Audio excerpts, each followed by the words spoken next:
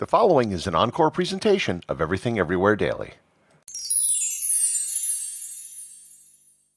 In the year 79, Mount Vesuvius, a volcano located east of the modern-day city of Naples, erupted. Vesuvius had erupted before, but this eruption was different. It ejected an enormous amount of ash which completely buried several towns and cities below the mountain. Almost 2,000 years later, the largest of those cities, Pompeii, was rediscovered, and what archaeologists found revolutionized our understanding of the ancient world. Learn more about the destruction and rediscovery of Pompeii on this episode of Everything Everywhere Daily.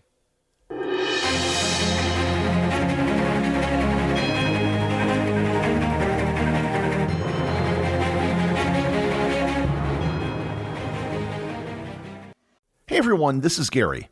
If you're listening to this podcast, you clearly are someone who likes to learn every day. And if you want to add a little more learning into your everyday routine, check out TED Talks Daily, the podcast that brings you a new TED Talk every weekday. In less than 15 minutes a day, you'll hear about some of the big ideas shaping our world. This includes everything from artificial intelligence to the search for dark matter and more. Listen to TED Talks Daily wherever you get your podcasts. Hi, I'm Karina Beamisturfer, host of Morning Cup of Murder, your daily true crime podcast. Yes, you heard me right, daily true crime. Every day, Morning Cup of Murder tells you a straightforward, short-form story about murder, true crime, cold cases, disappearances, serial killers, cults, and more. And I do that all in under 15 minutes. With over 3 years of stories and over 20 million downloads, the Morning Cup of Murder podcast has become a staple of so many people's daily routines. So, why not add it to yours? Stream Morning Cup of Murder everywhere you listen to podcasts, and remember, stay safe. I've been asked why I talk so much about ancient Rome, and there are two answers to that question. The first is that Rome had an inordinate amount of influence on the Western world, which can still be felt today.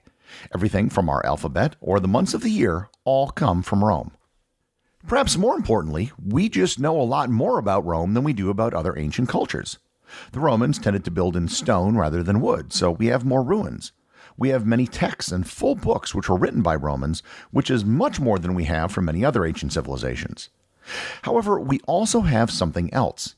A singular archaeological discovery of an entire Roman city that was better preserved than anything else from the ancient world. Pompeii. Pompeii had its start in the 7th century BC as a Greek colony. Located on the Bay of Naples, it was frequented by Greek and Phoenician sailors. It later became an Etruscan city and then was settled by the Samnites, a people living on the Italian peninsula. After the Romans defeated them in the Samnite Wars, the city came under Roman control and influence. It became a popular city. Along with the nearby city of Neapolis, now called Naples, it was a resort city for elite Romans. And not only that, the slopes of Mount Vesuvius was prime agricultural real estate due to its fertile volcanic soils, and it was well known for its vineyards. Mount Vesuvius is a stratovolcano that was created in the collision of the European and African tectonic plates. It's part of a much larger volcanic region in Italy that includes other famous volcanoes such as Mount Etna and Stromboli. Vesuvius has been active ever since humans inhabited the area. Throughout the centuries, the mountain has erupted, and on several occasions, there were even eruptions larger than what occurred in the year 79, including one massive eruption about 4,000 years ago. In the year 79, Titus was the emperor of Rome. Pompeii was a thriving port city of about 12,000 people, with neighboring villages in the vicinity. The eruption of Vesuvius wasn't a sudden thing that took everyone by surprise. There had been earthquakes for several years leading up to the eruption. The date when the eruption began is often listed as August 24th, 79, but there is some debate as to the exact date. It could possibly have happened in September or October. Much of what we know of the eruption came from the writings of Pliny the Younger. He was a Roman magistrate who wrote many letters which survived. He was raised by his uncle Pliny the Elder, who died in the eruption. He witnessed the eruption from the town of Messinum, 29 kilometers or 18 miles from Vesuvius across the Bay of Naples. The eruption began around 1 p.m. with a column of smoke and ash rising out of the volcano and pumice raining down all over the region. This lasted for about 18 hours, and it gave most of the residents of Pompeii and the surrounding region time to flee. One of the common misconceptions people have about Pompeii is that everybody died in the eruption. Based on the number of bodies discovered, it's likely that most of the population managed to escape, and most people probably managed to escape with some money and jewelry. At some point the next day, either at night or in the early morning, pyroclastic flows began to come down the mountain. And here I need to explain exactly what a pyroclastic flow is, because it's truly terrifying. A pyroclastic flow is an incredibly hot cloud of gas and ash that comes from a volcano at incredibly high speeds. And by hot, I mean temperatures of 1,000 degrees Celsius or 1,800 degrees Fahrenheit. And by high speeds, I mean they can reach speeds up to 700 kilometers per hour or 430 miles per hour. It was the pyroclastic flows that killed everyone in Pompeii. And it wasn't a pleasant death. It was quick, but it was not pleasant. When the superheated gases hit people, their soft tissues would have vaporized instantly. One body found in Pompeii literally had its brain matter turned into a glassy substance. Some people near the shore were trapped in stone buildings and were baked alive from the heat. Over the next several hours, the super hot gas and ash piled up all over the city.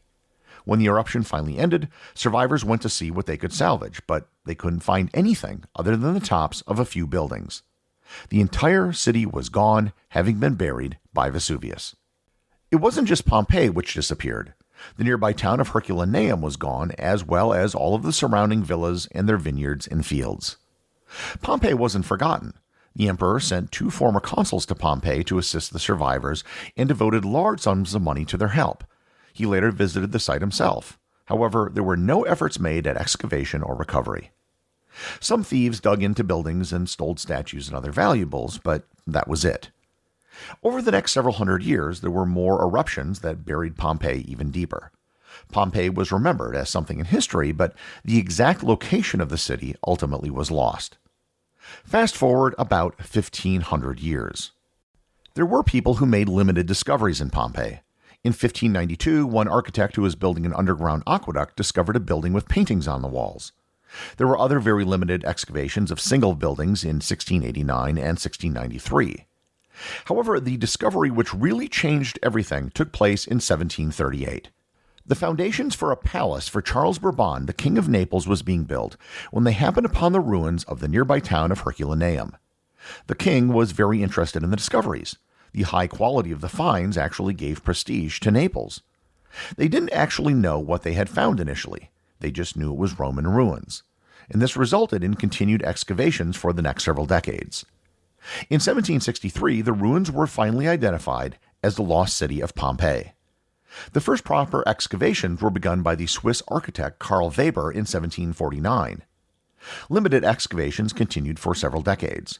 When Napoleon Bonaparte conquered Italy, he seized the land and employed 700 workers to work on the excavation. The early excavation efforts were not as professional and painstaking as modern archaeology is, and they ended up causing a great deal of damage to many of the buildings. The earliest digs at the site were focused on collecting artifacts, not preserving the structures that were found. But as excavations continued through the 19th and early 20th centuries, many modern archaeology techniques were developed at Pompeii.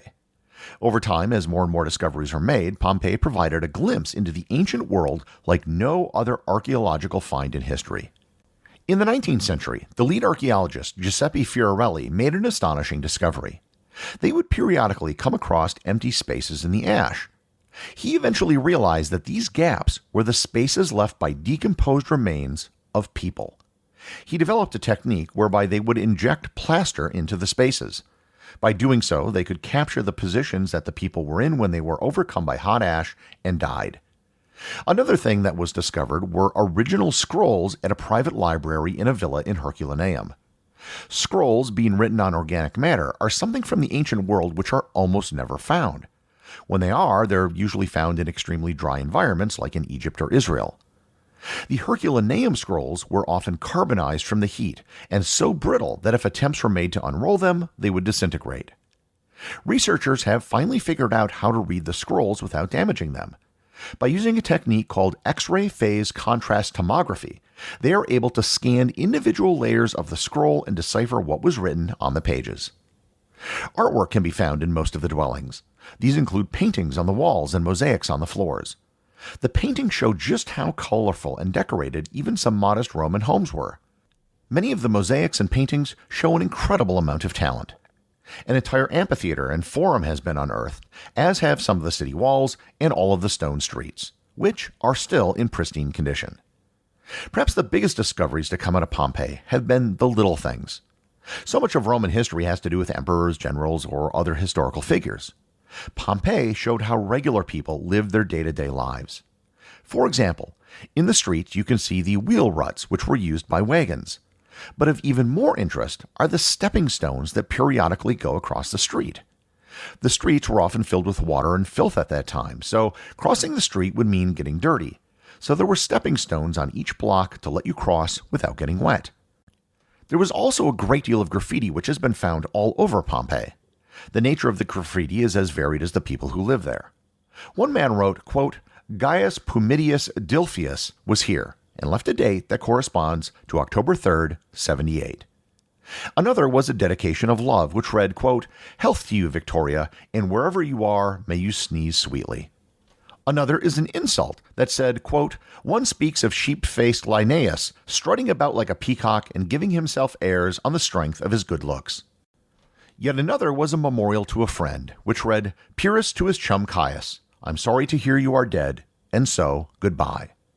There were also many political campaign slogans written all over town. One of them was, quote, Marcus Serenius for Aedile. Some people love him, some are loved by him, I can't stand him. Pompeii also had brothels that were discovered. In the name of keeping the show family-friendly, I'll simply say that the artwork inside could be used as a sort of menu of the services provided. Likewise, there are also symbols carved into buildings along the streets, pointing the way to the establishments. Not everything in Pompeii has been excavated. The unexcavated parts are slowly being uncovered and new discoveries are still being made. One of the most recent discoveries was that of the Thermopolium in 2020, which was a Roman fast food stand. In 2021, an entire ceremonial chariot was discovered. While the ash that covered Pompeii did a masterful job of preserving everything, once the site was excavated, everything was now exposed to the elements. And this resulted in many buildings starting to decay. And one of the biggest projects at Pompeii now is protecting what has been unearthed. Plants have taken root in many of the buildings, and exposure to rain has weakened some of the walls, which have caused some of them to collapse. So most activity in Pompeii today is aimed at preservation, not new excavation. Pompeii is, without question, the greatest archaeological site in the world. There is nowhere else on the planet where so much has been preserved so well. Given the unique circumstances surrounding the quick burial of the city, it's unlikely that we'll ever find something like Pompeii again. I should note that Mount Vesuvius is still there and it is still an active volcano. The last eruption occurred in 1944, but that isn't very long in volcanic terms. It literally could start erupting again tomorrow. I've personally been to Pompeii twice, and to be honest, I could easily go several more times. It's an entire city, and it's difficult to see everything in a single visit. Despite my 2 visits, I haven't gotten to Herculaneum, which is still high on my to-do list. In addition to just walking the streets of Pompeii and seeing the well-preserved buildings, there's also a museum on site where you can see many of the artifacts which have been recovered, as well as the plaster casts of the people who were found in the ash. If you're ever in Italy, I highly recommend making a special trip to see it. It is the closest you can come to experiencing what everyday life was like for someone living in ancient Rome 2,000 years ago.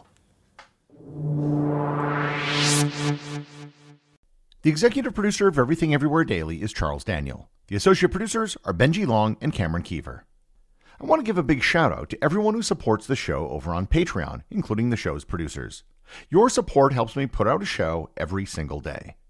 And also, Patreon is currently the only place where Everything Everywhere Daily merchandise is available to the top tier of supporters.